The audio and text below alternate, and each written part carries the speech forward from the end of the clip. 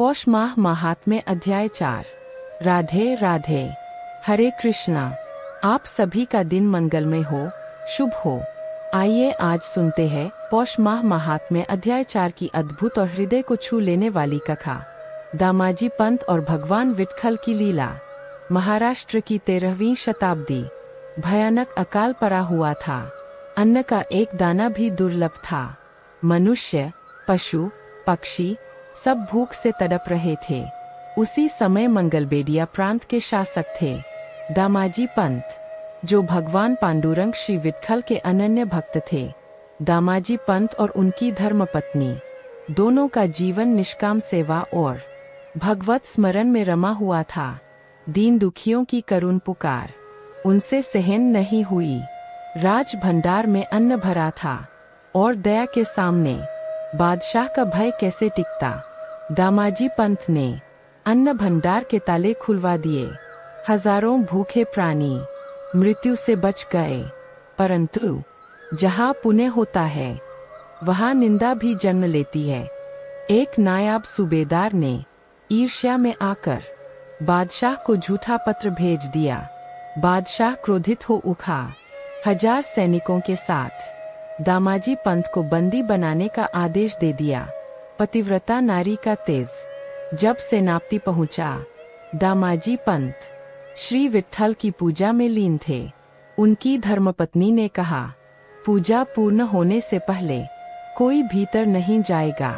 पतिव्रता नारी के तेज से सेनापति भी नतमस्तक हो गया। दामाजी पंत को कोई भय नहीं था। उन्होंने कहा, हमने धर्म का पालन किया है।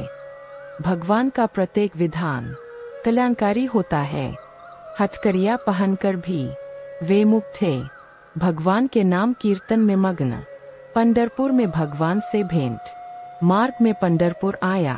दामाजी पंत ने भगवान विट्ठल के दर्शन किए।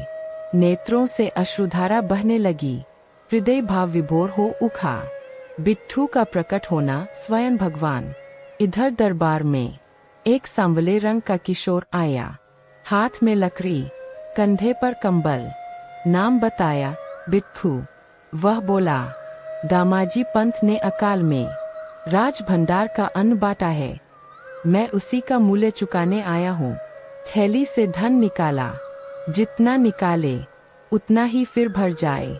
बादशाह समझ गया, यह कोई साधारण बालक नहीं, वह स्वयं भगवान विट्ठल थे।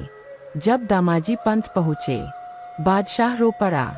दामाजी पंत बोले, आप धन्य हैं, आपको स्वयं भगवान ने दर्शन दिए। बादशाह ने ताज उतारकर दामाजी पंत के चरणों में रख दिया। गजानन महाराज की लीलाएं। अब कथा आगे बढ़ती है। शेगांव में अक्षय तृतीया के दिन गजानन महाराज ने बालकों से चिलम मांगी। एक सुनार जानकीराम ने अपमान किया, परंतु महाराज की कृपा से कारी से स्वयं अग्नि प्रकट हुई और जानकीराम के घर का सारा भोजन कीरों से भर गया। पश्चाताप करके वह महाराज के चरणों में गिर पड़ा। कृपा होते ही सारा दोष समाप्त हो गया। त्रिकालदर्शी महाराज चंदू भक्त के घर 1 महीने पुरानी 2 गुजिया महाराज ने सटीक बता दीं। जैसे शबरी के बेर, वैसे ही महाराज ने प्रेम से गुजिया ग्रहण की। माधव ब्राह्मण की मुक्ति। माधव सब कुछ खोकर विरक्त हो गया। उपवास पर अड़ा रहा। महाराज ने यमरूप दिखाकर उसे चेताया। अंततः नारायण नाम में लीन होकर माधव को मुक्ति प्राप्त हुई। वेद पाठ की लीला।